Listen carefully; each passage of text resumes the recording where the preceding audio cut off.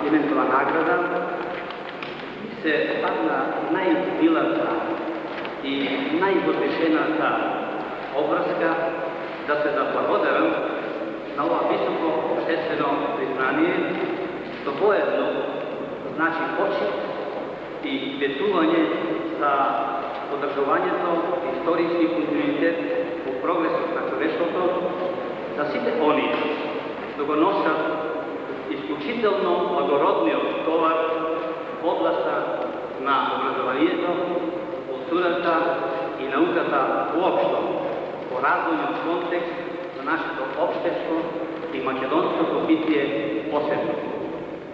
Климентовиот универзитет, еден од најстарите во светот, беше и е вечето извориште и универзална инспирација и во најсложните историски и обществено-економски прилики да се бара и најде можност и оптимално решение за било каков застој во цивилизацијските екови.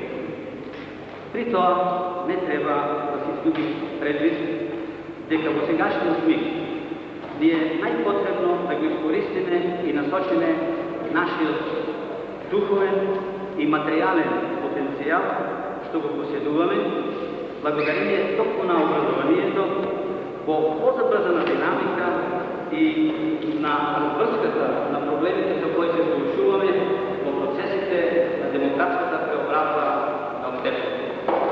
Во таа смисла, делото на Свети Климент Охридски и чествувањето преку оваа награда нека биде историски дол и подвиг пред се на младите генерации кои работат во оваа област. Уште еднаш, во името на сите наградени, ви благодарам за сегашниот ден.